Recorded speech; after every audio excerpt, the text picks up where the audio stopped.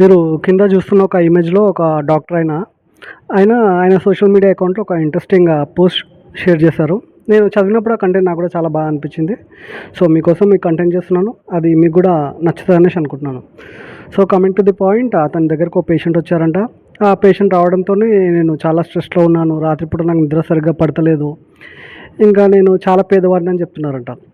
ఎందుకండి మీరు ఎందుకు చెప్తున్నారు అలా? మీరేం చేస్తారు? మీరు పేదవారు అంటున్నారు అంటే, నేను నా ప్యాకేజ్ వచ్చేసి సంవత్సరానికి ఓ 40,00,000, ఓ 2 బీహెచ్‌కే ఫ్లాట్ ఉంది. ఓ బీఎండబ్ల్యూ కార్ ఉంది.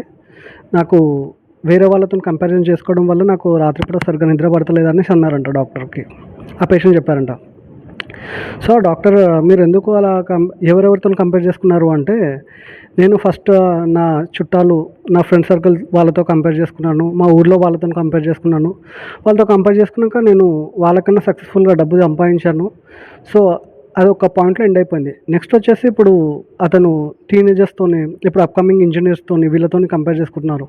ప్రెజెంట్ ఇప్పుడు అప్‌కమింగ్ ఇంజినీర్స్‌కి ఏఐ వల్ల, స్టార్టప్స్ వల్ల మంచిగా బిజినెస్ మెన్స్‌కి మంచిగా లాభాలొస్తున్నాయి. సో, వాళ్ళతోని కంపేర్ చేసుకోవడం స్టార్ట్ చేశారు.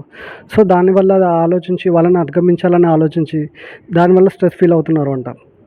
సో, ఇది రెండో పాయింట్. సో, డాక్టర్ అడిగారు, "మీరు ఇంత కంపారిజన్ అవసరం లేదు. ఓకే అండి" అని డాక్టర్ అంటే అతనికి ఒక 3 క్వెషన్స్ ఏసారంట.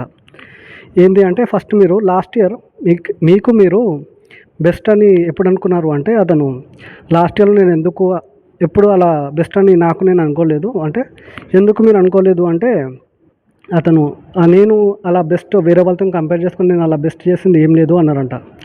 సో, సెకండ్ వచ్చేసి, ఏమండి మీరు ఇంత సరిపోయే డబ్బైతే వస్తుంది నెలకి. మీరు డబ్బు మొత్తం ఎవరి కోసం సంపాదిస్తున్నారు అంటే, ఆ పేషెంట్ వచ్చి రెండో ఆన్సర్ ఏంది అంటే, నేను ఈ డబ్బు వేరే వాళ్ళకి నా దగ్గర డబ్బుంది అని చూపియనీకి సంపాదిస్తున్నా అని చెప్పారంట. ఇది రెండో క్వెషన్. థర్డ్ క్వెషన్ డాక్టర్ అడిగారంట. థర్డ్ వచ్చేసి, మీరు మీ వర్క్ పరంగా, మీ పర్సనల్ వర్క్ పరంగా, మీరు ఆఫీస్‌లో చేసే వర్క్ పరంగా వేరే వాళ్ళకేమైనా హెల్ప్ చేస్తారా అంటే, లేదు అని చెప్పారంట.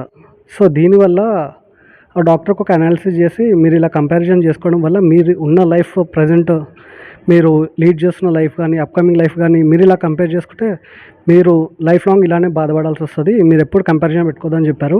సో, నా పాయింట్ ఆఫ్ వ్యూలో మనం ఎవరు కంపారిజన్ పెట్టుకోవాల్సిన అవసరం లేదు.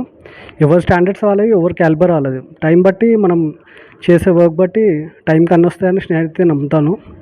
మీకు ఇట్లాంటి వ్లాగ్ నచ్చితే please like and subscribe. Thanks.